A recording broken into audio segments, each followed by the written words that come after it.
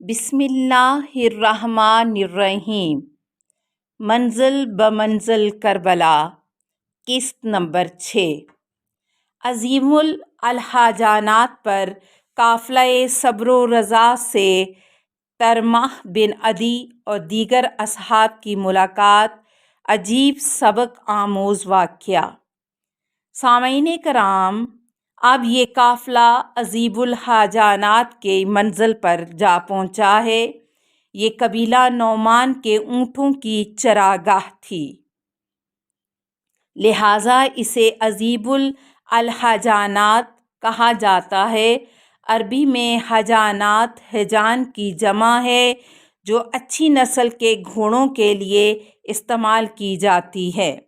روئے زمین کے افضل ترین لوگوں کا یہ قافلہ، جن کی نظیر نہ آسمان نے اس سے قبل دیکھا تھا اور نہ زمین کی پشت پر چلنے والے ان لوگوں سے زیادہ، اللہ و رسول صلی اللہ علیہ وآلہ وسلم کی نظر میں معتبر و محترم تھے۔ تاریخ انسانی میں یہ پہلا واقعہ تھا کہ اس قدر صاحبان وفا و شجاعت ایک ہی قافلے میں جمع تھے، جو آہستہ آہستہ اپنے وعدہ گاہ کی جانب رواں دواں تھے۔ ان میں 80 سال کے بوڑھے عابس بن ابی شبیب شاکری بھی تھے، اور 75 سال کے حبیب ابن مظاہر بھی، اور انہی میں 6 ماہ کا بچہ علی اصغر بھی تھا، اور 3 سال کی بچی بھی تھی، اور انہی میں وہ ذاتیں بھی تھیں جن کے صدقے میں کائنات خلق ہوئی تھی، یعنی ابا عبداللہ الحسین اور امام زین العابدین و امام محمد باقر بھی اس قافلے کے ہمراہ تھے۔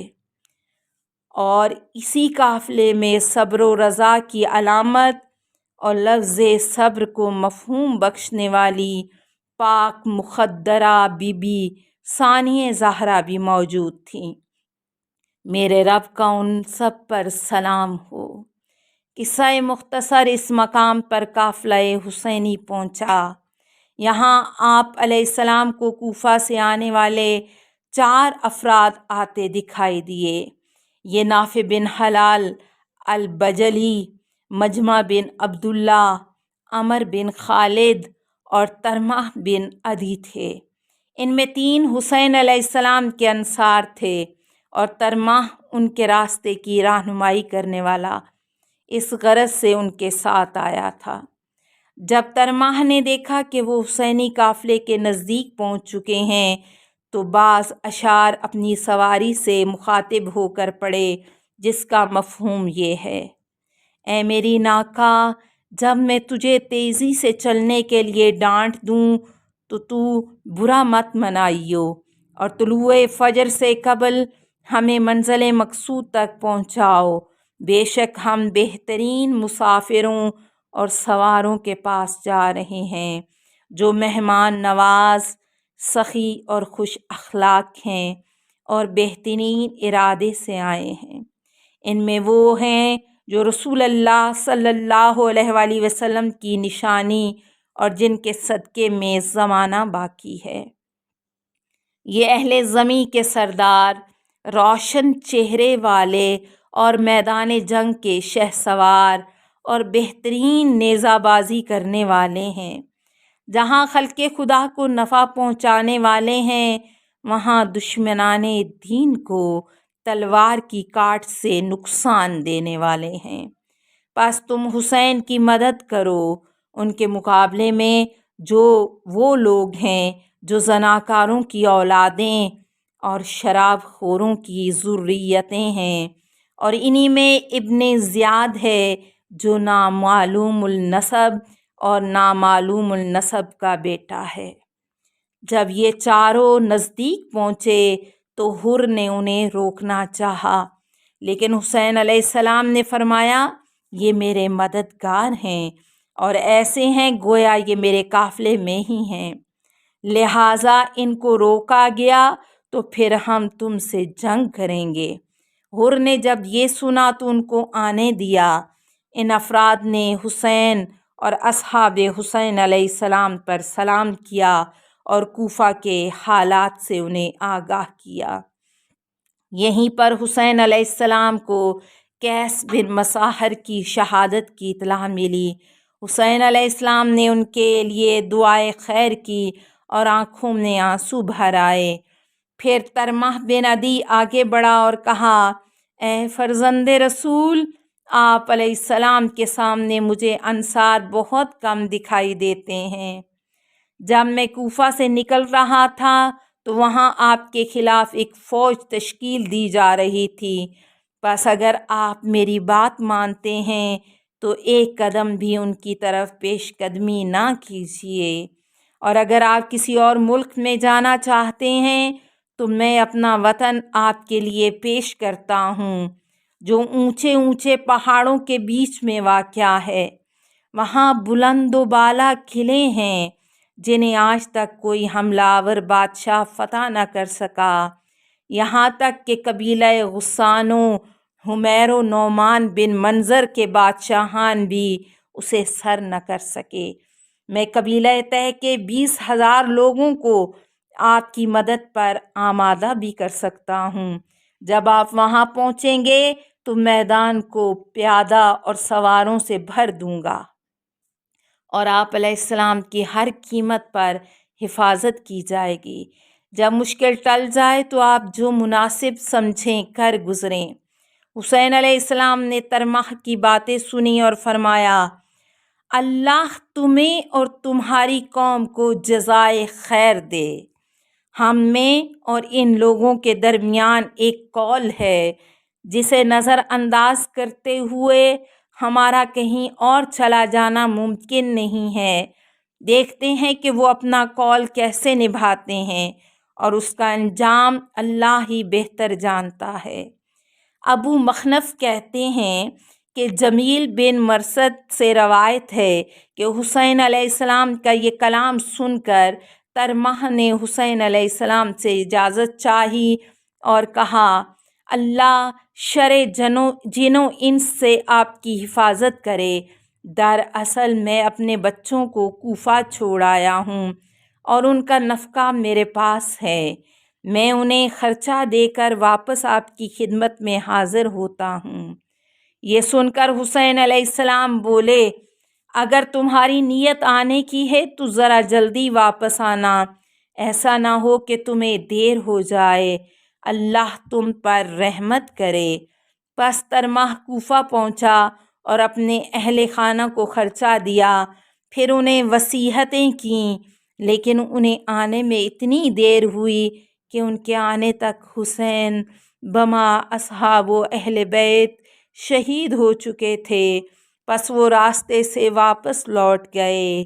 اِنَّ لِلَّهِ وَإِنَّا إِلَيْهِ راجعون۔ سامعین کرام، مقام کثر بن مقاتل پر ابا عبداللہ الحسین کی عبید اللہ بن حر جعفی سے ملاقات کا عبرت انگیز واقعہ۔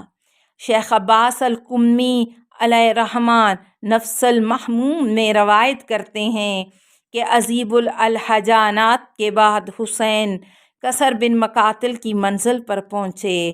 یہاں آپ نے پہلے سے ایک خیمہ نصب دیکھا تو پوچھا کہ یہ کس کا خیمہ ہے؟ تو جواب ملا کہ یہ عبید اللہ بن حر الجعفی کا ہے۔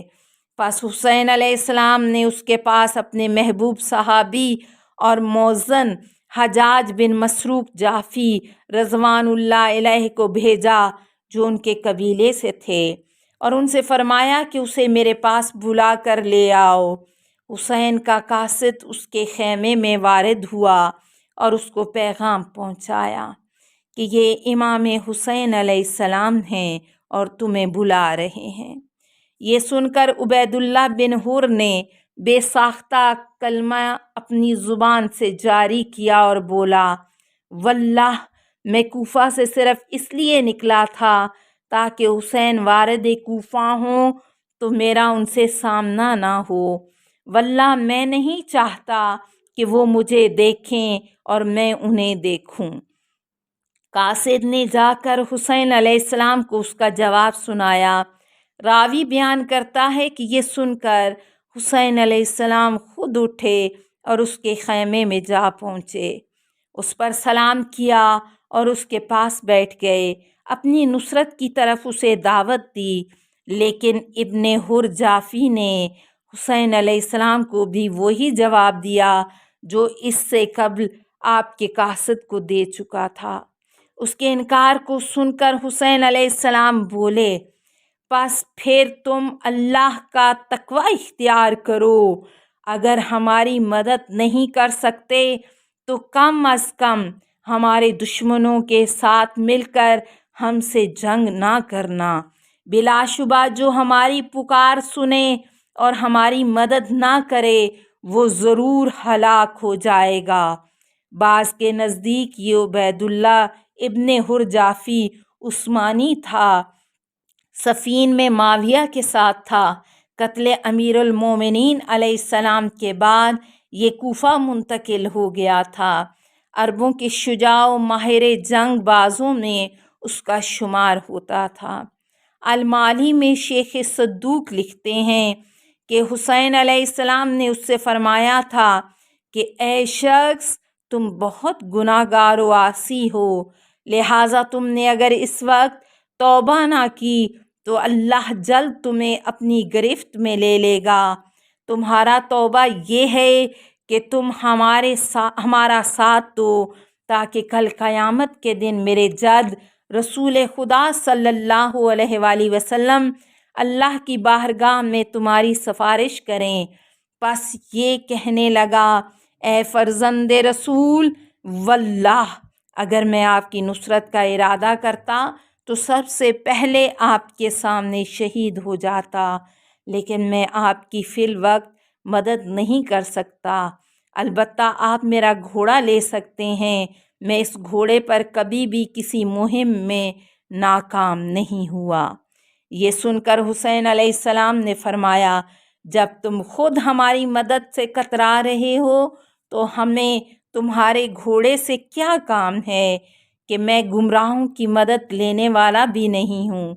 پس جلدی سے کہیں دور ایسی جگہ چلے جاؤ جہاں ہماری مدد کی آوازیں تمہارے کانوں تک نہ پہنچیں، کیونکہ جو بھی ہم اہل بیت کے استغاثہ کو سنے اور ہماری مدد نہ کرے، اللہ اسے منہ کے بل جہنم میں گرائے گا۔ سامعین کرام، طبری لکھتے ہیں کہ قتل حسین کے بعد ابن زیاد نے ابن حر جعفی کے متعلق دریافت کیا، جو ان دنوں کوفہ میں موجود نہیں تھا۔ چند دنوں بعد یہ وارد کوفہ ہوا تو ابن زیاد نے اس سے پوچھا، اے حر کے بیٹے، تم کہاں تھے؟ اس نے جواب دیا کہ میں بیمار تھا۔ تو ابن زیاد بولا کہ شاید تم دل کے مریض تھے، اشارہ اس کے جھوٹ کی طرف تھا، یا تمہارا بدن واقعی مریض تھا؟ تو اس نے جواب دیا، میرا دل تو بیمار نہیں ہوتا، البتہ مجھے اللہ نے بیماری کے بعد صحت عطا فرما کر احسان کیا ہے۔ ابن زیاد بولا، جھوٹ بولتے ہو، تم تو ہمارے دشمن کے ساتھ تھے۔ یہ سن کر وہ بولا، مجھ جیسا آدمی ان کے ساتھ ہوتا تو نظروں میں آ جاتا۔ اس دوران ابن زیاد کچھ دیر کے لیے کسی اور کام میں مشغول ہوا تو اس سبب سے ایک لمحے کے لیے غافل ہوا، تو اس نے بھی موقع غنیمت جان کر وہاں سے نکلنے میں عافیت دیکھی اور چپکے سے باہر آ کر گھوڑے پر سوار ہو گیا۔ ابن زیاد نے جب اسے موجود نہ پایا تو پوچھا کہ ابن حر کہاں ہے؟ تو اسے بتایا گیا کہ وہ نکل گیا ہے۔ بس اس نے حکم دیا کہ اسے بلا کر لے آؤ۔ سپاہی اس کے پاس آئے اور کہا کہ امیر تمہیں بلاتے ہیں۔ یہ سن کر اس نے گھوڑے کو ایڑ لگائی اور ان سے کہا کہ امیر کو بتانا کہ اب میں ان کے پاس کبھی بھی اطاعت کی حالت میں نہ آؤں گا۔ وہاں سے یہ احمر بن زیاد طائی کے نامی شخص کے پاس ٹھہرا، وہاں سے کربلا کی طرف روانہ ہوا۔ یہاں اس نے حسین علیہ السلام کو بما اصحاب و اہل بیت مقتول دیکھا۔ پہر یہ وہاں سے مدائن کی طرف کیا اب وہ حسین کی مدد نہ کر کے سخت پچھتا رہا تھا اور یہ شعر پڑھتا تھا: زانی و زنا زادہ امیر ابن زیاد مجھ سے پوچھتا ہے کہ میں نے فاطمہ کے شہید بیٹے حسین علیہ السلام کی مدد کی۔ اے کاش میں نے تب ان کی مدد کی ہوتی جب وہ میرے پاس طلب نصرت کی خاطر خود چل کر آئے تھے۔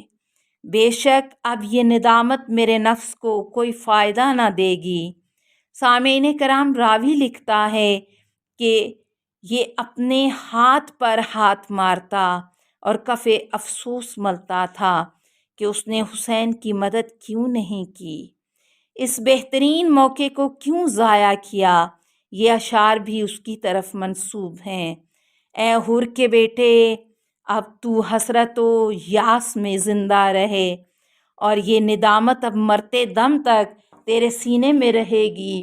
حسین نے اہل باطل و نفاق کے خلاف تجھ سے مدد طلب کی تھی جب ہم کسر بنی مقاتل میں تھے، اور وہ مجھ سے کہتے تھے کہ ہمیں بے یار و مددگار نہ چھوڑ۔ اے کاش اگر میں نے ان کی مدد کی ہوتی تو قیامت کے دن بہت بڑی عزت سے سرفراز کیا جاتا۔ بس وہ لوگ جنہوں نے حسین کی آواز پر لبیک کہی اور شہید ہوئے وہ کامیاب ہو گئے، اور جنہوں نے آپ علیہ السلام کا ساتھ نہ دیا وہ نقصان میں رہ گئے۔ یہ اشعار پڑھتا تھا اور روتا تھا، یوں لگتا تھا جیسے حسرت سے اس کی روح اس کے جسم سے نکل جائے گی، لیکن اب وقت گزر گیا تھا اور پچھتانے کا کوئی فائدہ نہیں تھا۔ السلام علیکہ یا ابا عبداللہ الحسین۔